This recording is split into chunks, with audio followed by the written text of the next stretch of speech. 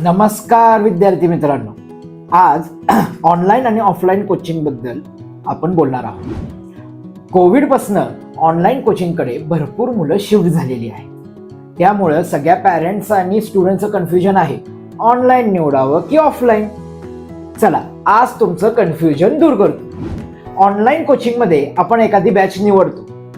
Online कोचिंगमध्ये live lectures सुद्धा होतात, पण स्टुडंट्सला माहीत असतं की आपल्याला रेकॉर्डेड लेक्चर्स मिळणार आहेत, म्हणून एक प्रॉपर रुटीन सेट करत नाही. त्याच जागी ऑफलाईन कोचिंगमध्ये एक स्पेसिफिक बॅचमध्ये तुमचं रुटीन वर्कआउट होतं. जसं टाइम टेबलला लेक्चर्स टाइम टू टाइम तुमचे घेतले जातात. त्यामुळे प्रॉपर पोरांना डिसिप्लिन लागतं. दुसरा पॉइंट, ऑनलाईन कोचिंगमध्ये तुम्हाला डिस्ट्रॅक्शन्स भरपूर आहेत. आता सर तुम्ही म्हणाल डिस्ट्रॅक्शन कसं काय बरं?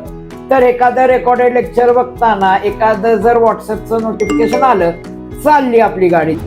त्याच जागी ऑफलाईन लेक्चर्समध्ये तेवढं काही तुम्हाला डिस्ट्रॅक्शन भेटणार नाही, कारण समोर आहे मास्तर, कुठला आला डिस्ट्रॅक्शन तुमचा. त्याच्यानंतरचा पण महत्वाचं, मुलांना आपली कॉम्पिटिशन ऑनलाईनमध्ये कळतच नाही.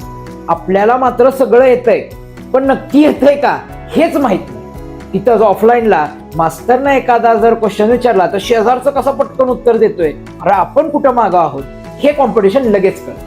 आता हा नंतरचा जो पॉइंट आहे हा नक्की पॅरेंट्ससाठी बरं का. ऑनलाईन कोचिंगमध्ये पॅरेंट्सला विद्यार्थ्याचं कसलंच प्रोग्रेस माहीत नसतं, की ह्याला धडा येतोय नाही येतोय, डीपीपी येतेय नाही येतेय, काहीच माहीत. त्याच जागी ऑफलाईन कोचिंगमध्ये तुम्हाला पूर्ण प्रोग्रेस रिपोर्ट, पॅरेंट्सला पूर्ण प्रोग्रेस रिपोर्ट मुलांचा कळतो. मग तिथल्या फॅकल्टीला तुम्ही भेटू शकता, तिथल्या ऍडमिन डिपार्टमेंटला तुम्ही भेटू शकता आणि तुम्हाला पूर्ण प्रोग्रेस तिकडं ट्रॅक करू शकता. आता तुम्ही म्हणाल मास्टरच्या बोलण्यातनं एवढं कळतंय की ऑफलाईन कोचिंगच चांगलं, मग कुठल्या तरी ऑफलाईन कोचिंगला जाऊन आपलं ऍडमिशन करून टाका. तर तसं नाही.